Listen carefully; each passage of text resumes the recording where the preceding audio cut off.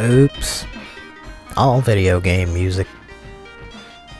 Welcome to episode 22. It's gonna be a fun one. I got a lot of good stuff that I'm excited about playing. And it's just gonna be a lot of random stuff again tonight.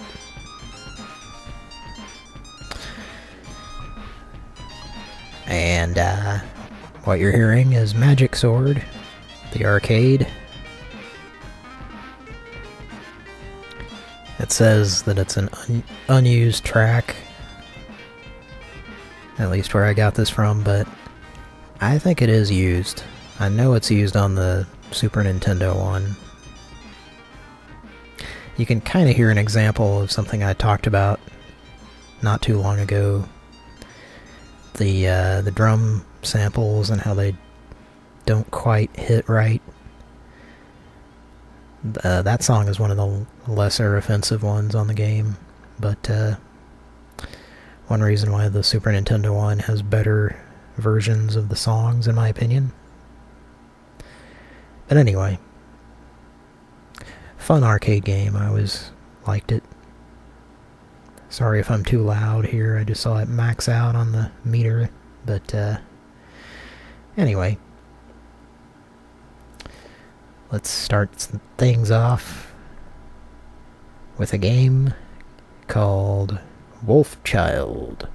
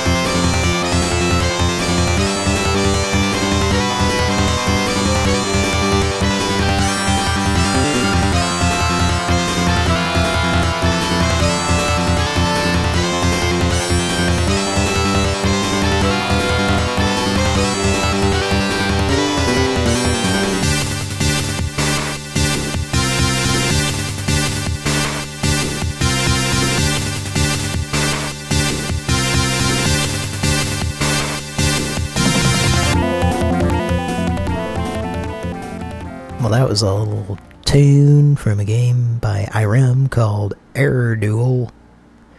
Before that, here for the comments correctly identified in the chat, Metal Gear 2, Solid Snake. Need some more Quaker Oats in his diet. And as BB said in the chat, 34 guy has a very solid snake of the trouser variety. That's another approach I appreciate. 34. And before that, it was a game called Battle Ace. Battle Ace, not Lace, just to clarify there. Well, coming up next, we have a request from someone who I'm not sure is in the chat. Well, it's not in the chat officially, but might be listening. I don't know. Angry Music Man requested a song from a game, and this falls into the category, you know where I'm going with this? A newer game that's only about 12 years old. And here's a song from it. The game is called Hotline Miami.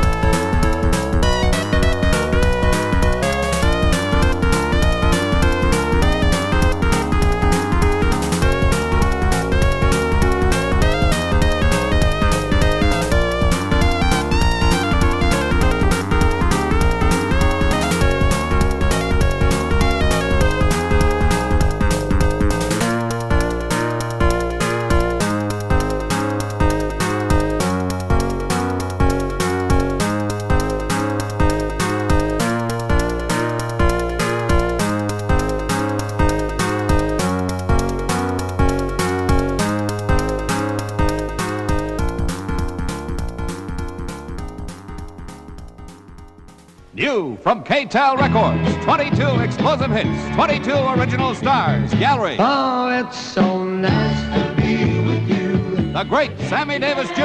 Oh, the Candyman can. Olivia Newton-John. If not for you. Hamilton, Joe, Frank, and Reynolds. Don't pour your love out on me. Derek and the Dominoes' big hit, Layla. Osmonds, Detroit Emeralds, Millie Jackson, Flash, April Wine, Charlotte's, Pop Tops, Fortune. Here comes that rainy day feeling again. Joe Simon. You got power in your kiss. Lobo. Possible man. Hot Butters, Popcorn. And many more. Get KTEL's 22 explosive hits now. 22 original stars and one great stereo LP. Only $3.99.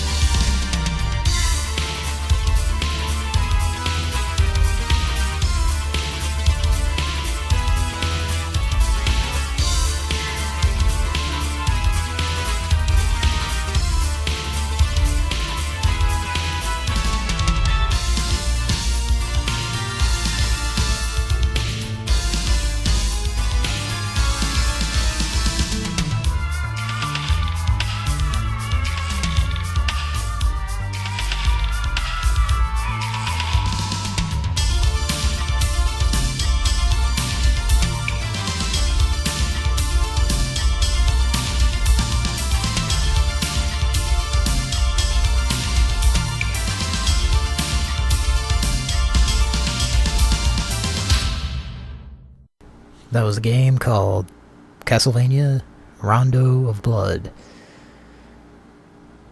I believe that's for the NEC computer system. I think I'm correct there. Could be wrong. Justin might be listening and judging me harshly, which he likes to do. Before that, an arcade game called Fighting Layer. Layer is in layer cake, I guess.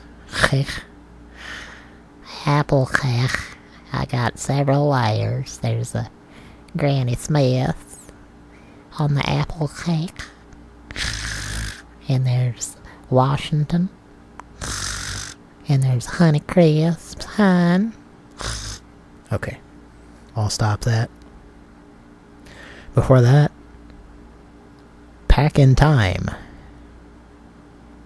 Did you recognize that was a Pac-Man song? Pretty good interpretation of one, anyway. I enjoyed it.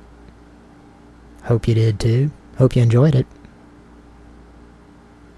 That's the one time I'm going to say that tonight. Well, I gotta ask, do you know what real estate agents who learn martial arts tend to wear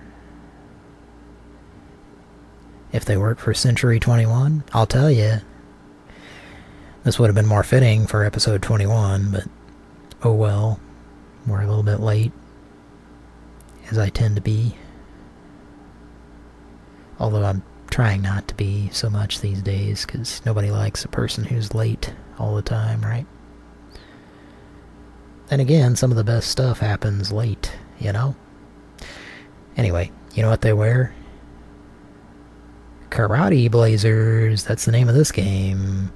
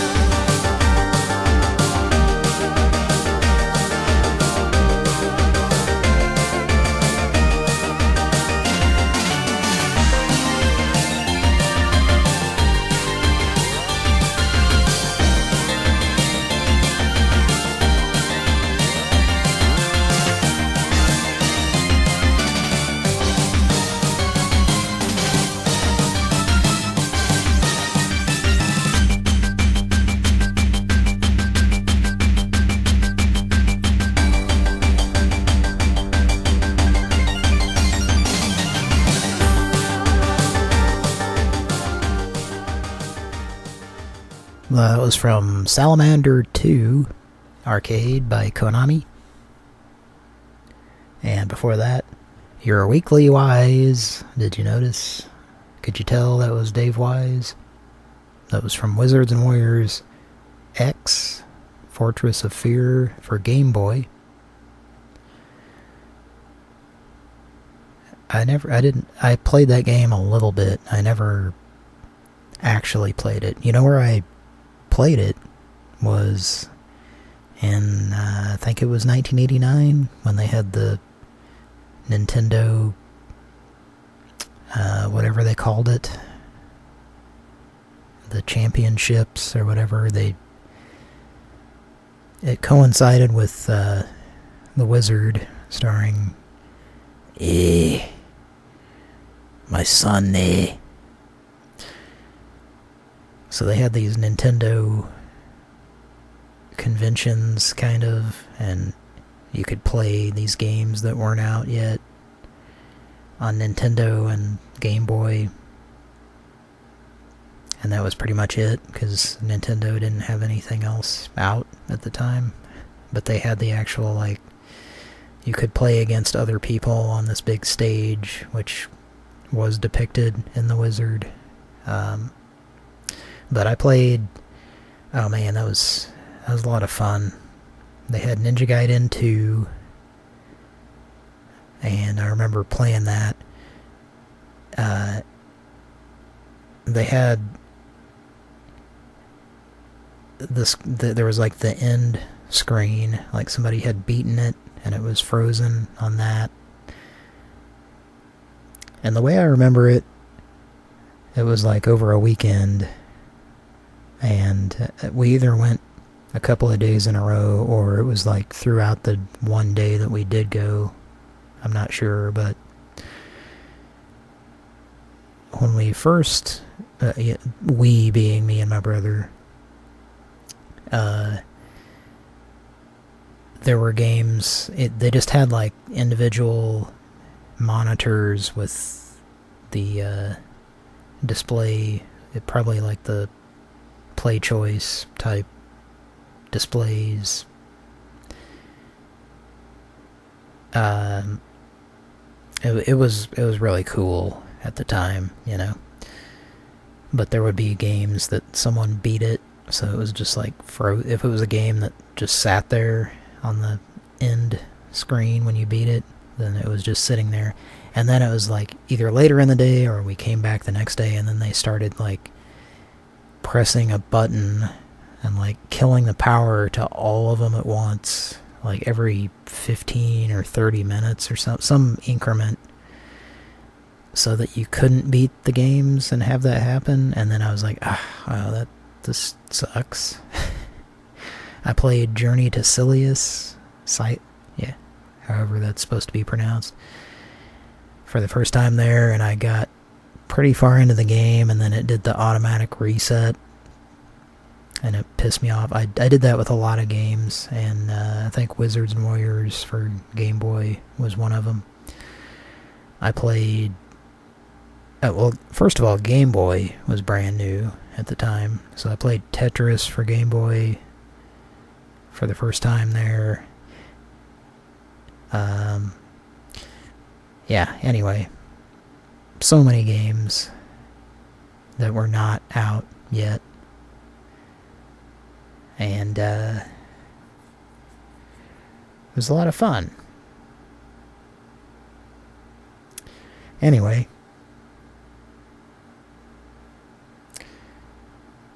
what was I was leading into some... Oh yeah, Wizards and Warriors for Game Boy. Wizards and Warriors X, which I remember reading about in Nintendo Power Magazine, and they said, Wizards and Warriors 10? What happened to 3 through 9? And I also kind of thought that.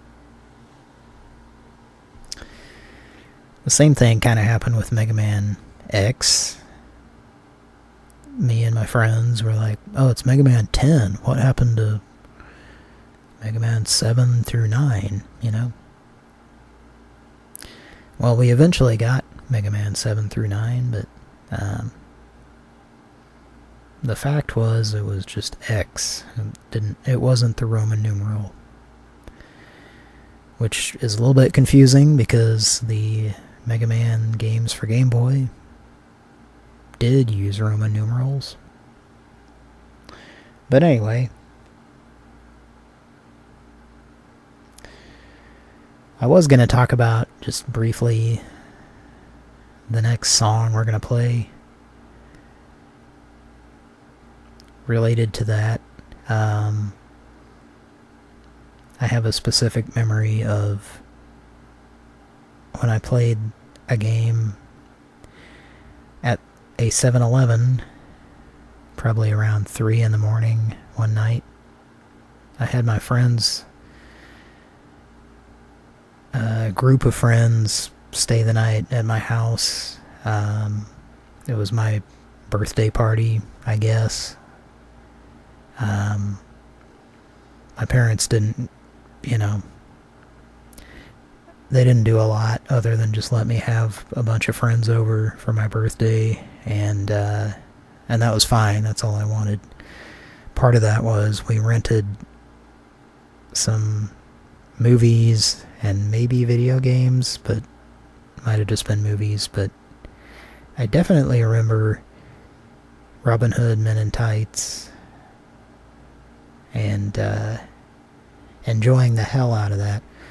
And part of the process, and part of my birthday present, was a story I might have told before, but I had previously rented Lemmings for Super Nintendo and got obsessed with beating it, and I kept it for, about a week, something like that, and it was during the summer, so I would stay up all night playing it. And for about a week, I got very little sleep because I was obsessed with beating Lemmings, which I eventually did with the help of the Nintendo hotline. Anyway, it was my birthday, and we went to Blockbuster Video, and I knew this was coming, but yeah, they were, I think they'd been calling the house too, because they would do that. I owed like $20 in late fees because I kept Lemmings for way too long. But anyway, it was a great birthday because that night, after my parents went to bed, we sneaked out of the house, or snuck out. Which is it? Which one is a word? I don't know. I'm never quite sure, but we just kind of wandered around the town, and there was a 7-Eleven. Our goal, for no particular reason, was to walk to the high school, which was on the opposite end of town from where I lived. And it was a long walk, but the halfway point kind of was a 7-Eleven, and this old man worked there who was kind of known for calling the cops on kids who would hang out there, because that was a thing, and I've talked about that on this show before in regards to Circle K, but kids would just hang out at gas stations and play the video games and read the magazines and whatever, I don't know how much that goes on these days, but anyway, this really old man that was cranky, and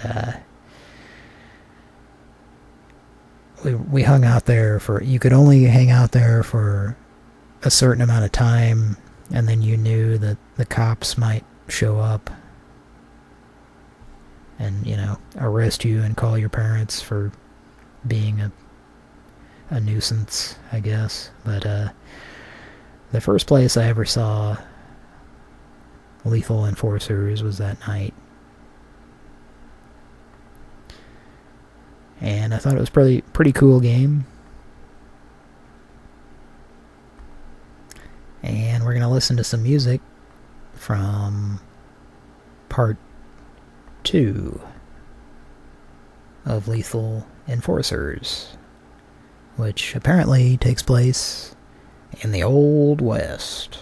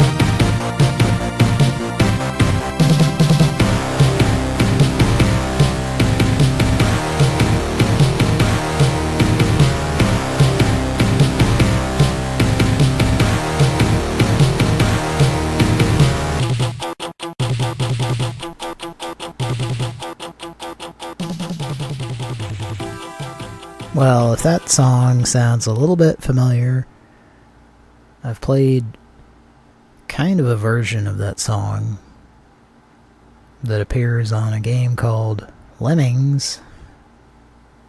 Ever heard of it? And this is a recent discovery of mine. That song you just heard was from a game called Awesome for Amiga. And the song from Lemmings, which is kind of a version of that, kind of a less complex version of it, is titled Awesome. And I always wondered why it was called that. I just thought, oh, they think that this song is awesome, and I'm not sure if I agree, but whatever, you know. But it's by Tim Wright, who did, I guess, probably my favorite songs from Lemmings. And, yeah, that explains it. It's a game that came out the same year as Lemmings for Amiga. So I'm not sure which one came out first, and I didn't bother to investigate that, because I thought I spend enough time on this show, honestly, and that's not very important. So that was some Tim Wright from the UK for you. And I apologize profusely if you don't think it was awesome. Before that, Aero Fighters 3. And before that, an arcade called Cho-Ren Shaw. And coming up next, would you like to hear some music from the game that, if you're watching on YouTube, the avatar, the screenshot is from? Here's some music, apparently, from what I have gathered, that is composed by a certain Mark Mothersbaugh. You want to hear that? Let's hear it.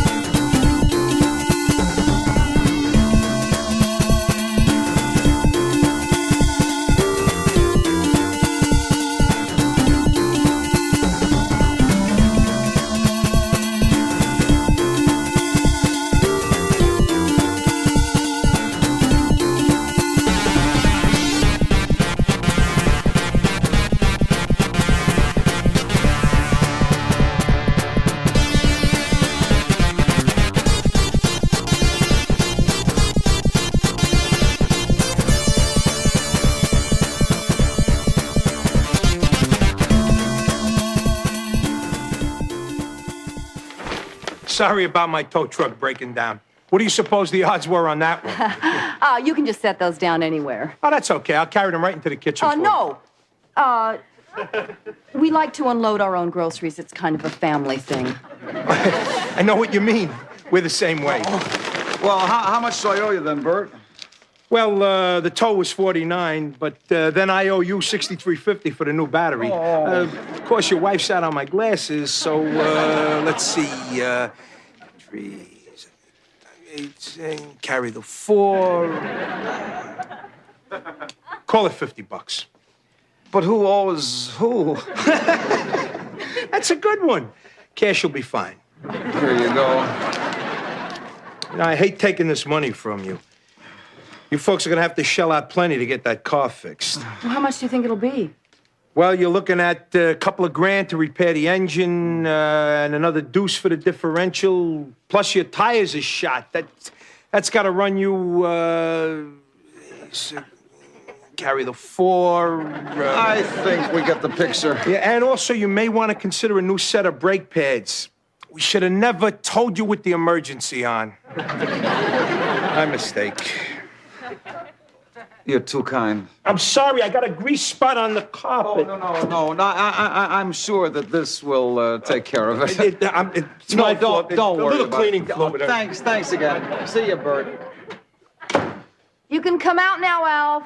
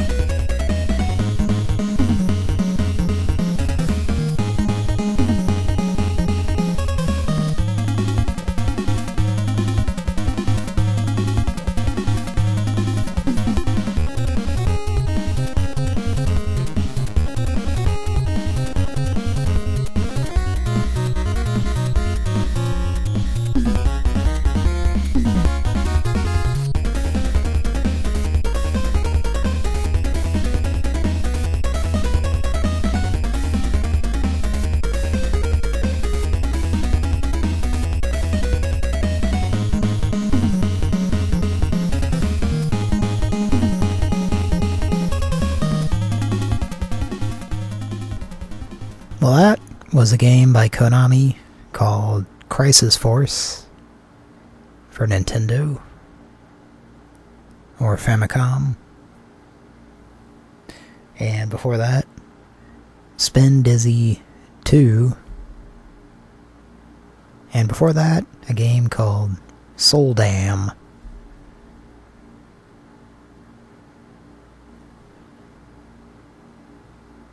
And also, that was the Carry the 4 guy from Alf. And a game that I didn't say the name of, but it's called Sewer Shark. And it looks pretty interesting. I think it's known as being a bad video game. I think it's for the Sega 32X.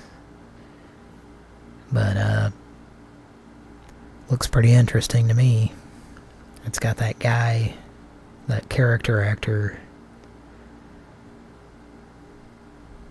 Here for the comments pointed out, Robert Costanzo. Love him a lot.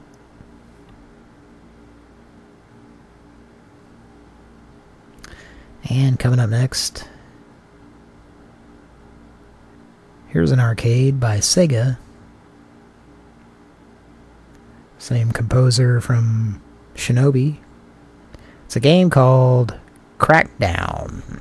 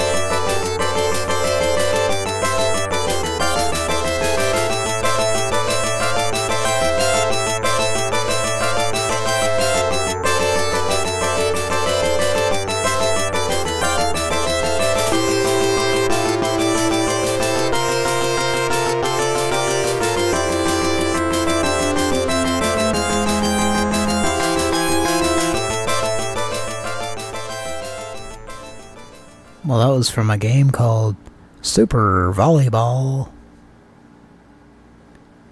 Ever played that? Ever spend the rest of your life talking to a goddamned volleyball? I hope not. Before that, The Lost Vikings for Sega Genesis. And coming up next, we have a song from TurboGrafx 16, or I think the NEC computer system. It's a game called Newtopia.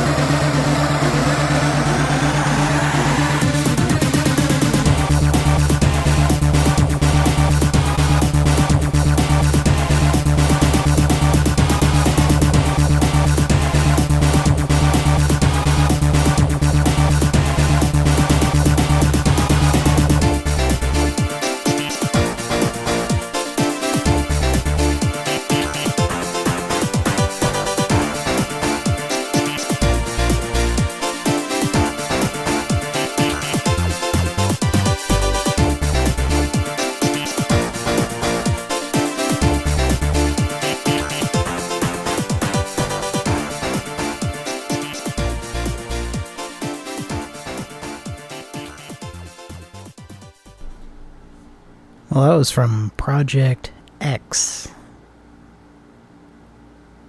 Did you enjoy that?